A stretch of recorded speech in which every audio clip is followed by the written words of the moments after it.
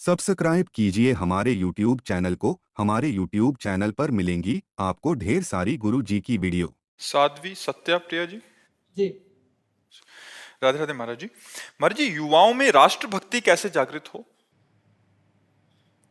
देखो, जब तक हमारा हृदय स्वार्थ की मलिनता से युक्त है तब तक वो भगवान के प्रति समर्पण या राष्ट्र के प्रति समर्पण नहीं होता।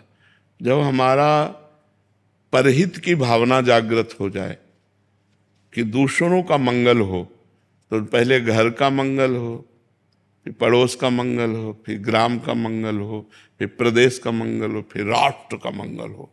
राष्ट्र के मंगल के लिए बहुत विशाल हृदय चाहिए, बहुत पवित्र हृदय चाहिए, प्राणों को बलिहार करने का।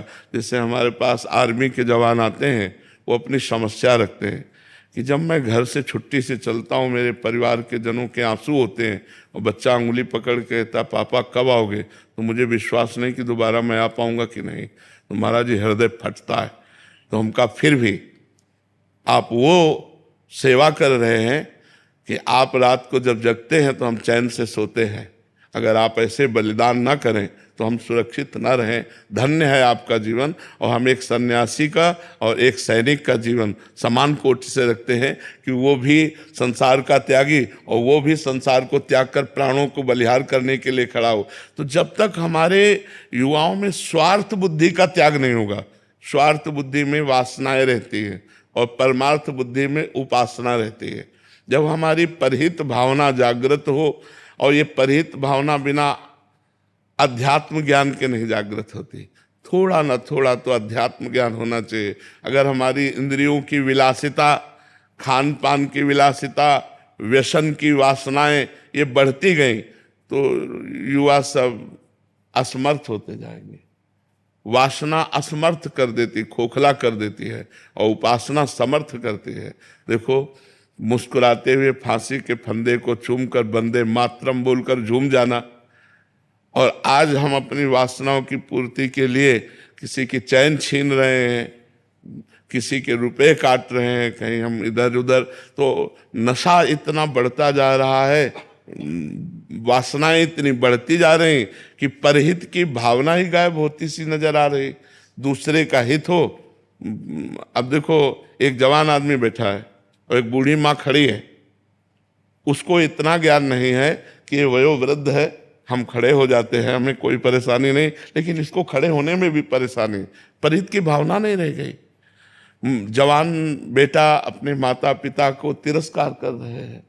जब अपने माता पिता को तिरस्कार कर रहे हैं तो राष्ट्र की भावना उनमें कैसे पुष्ट हो जाएगी, पूरे राष्ट्र को सुख देने की भावना। तो हमें लगता है शास्त्रों का स्वाध्याय, संतों का संग, पवित्र भोजन, यही हमें राष्ट्र भावना को पुष्ट करेगी। यदि हम नशा करेंगे, गंदा भोजन करेंगे, गंदे आचरण करेंगे, तो हमें अपनी सुरक्षा की भावना नहीं रह जाएगी, हमें अपने समाज की सुरक्षा की भावना नहीं रह जाएगी, फिर राष्ट्र की सुरक्षा। अब शराब पीना, ड्रग्स लेना, हुक्का पीना, ये सब अपने जीवन को नष्ट कर देने वाली बातें हैं। जिन भाइयों में हैं उनको छोड़ देना चाहिए।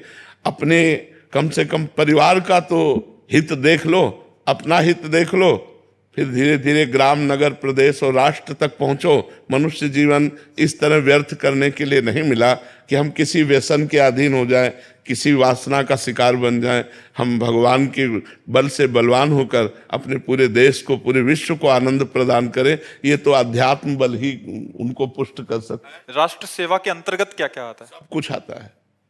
माता पिता की सेवा राष्ट्र सेवा के अंतर्गत ही आती, परिवार की सेवा राष्ट्र सेवा के अंतर्गत ही आती, पूरे ग्राम की सेवा राष्ट्र के अंतर्गत आती, अपने को संभाल लेना राष्ट्र सेवा के हम भी तो राष्ट्र का एक हिस्सा हैं, हमारा शरीर भी तो राष्ट्र का एक हिस्सा है। अगर हम व्यसन नहीं करते, हम कोई पापाचरण नहीं करते, धर्म से चलते हैं, तो अपने राष्ट्र की सेवा कर रहे हैं। हम एक समाज के एक अंग हैं। अगर हम एक गंदे हैं तो हमारा समाज के एक अंग गंदा है, हमारे राष्ट्र का एक अंग गंदा है। अगर हम अपना सुधार करते हुए दसियों को सुधार के मार्ग में ले चलें तो हम राष्ट्र सेवा ही कर रहे हैं। नहीं कि बॉर्डर पे ही सेवा हुई राष्ट्र नहीं नहीं, बॉर्डर और अंदर सब जगह सेवा होनी चाहिए। अंदर भी तो हमारे जो दुर्वासना रूपी शत्रु है उसको परास्त करना है ना, वो अध्यात्म के बिना परास्त नहीं होता।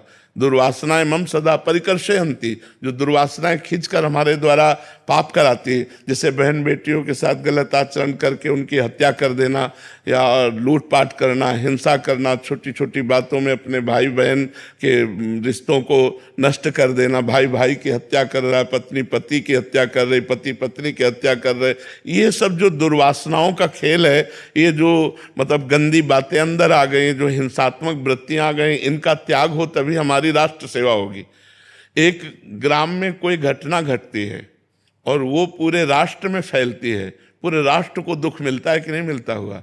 और एक ग्राम का बच्चा कोई फर्स्ट क्लास पास होता है या किसी अच्छे ग्रेजुएट पद पे जाता है तो हमारे राष्ट्र की उन्नति का वो एक हिस्सा बना।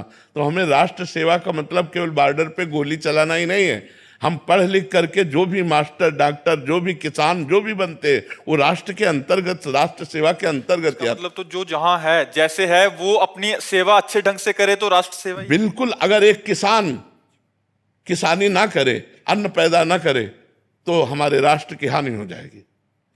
वो अपनी जगह, अगर एक मास्टर बच्चों को शिक्षा ना दे तो हमारे राष्ट्र की हानि हो जाएगी। एक वकील, एक डॉक्टर, एक न्यायाधीश, जो जहां है, एक पत्नी, एक पति, वो सब राष्ट्र के अंग हैं हमारे। अगर ये अपने अपने कर्तव्य का निर्वाह करें तो सब राष्ट्र सेवा के अंतर्गत आता है। हमारा राष्ट्र सुशील, शांत, गंभीर, आनंदमय, प्रसन्न मुद्रा, तो ये हमारी पूरी सेवा होना, ये कब होगी? एक एक सुधरे, एक एक सुधरे तब हमारी बात बनेगी। बट हमें तो लगता है कि दूसरा सुधरे तो फिर ठीक रहेगा।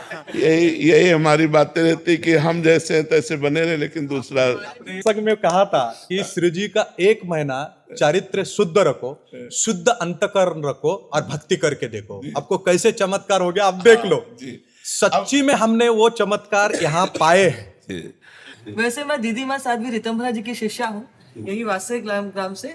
तो भक्ति के ऊपर आपके बहुत सुंदर लोगों में, अभी जैसे आपने भी बताया कि बहुत बड़ा, तो आज हम तो आपके चरणों में से कृतज्ञता व्यक्त करने आए थे कि आपके कारण बहुत बड़े समाज के अंदर बहुत कृतज्ञता तो आप सबकी चरण रज का प्रभाव ही है और कुछ नहीं। सब संतों का आशीर्वाद, सबकी चरण रज।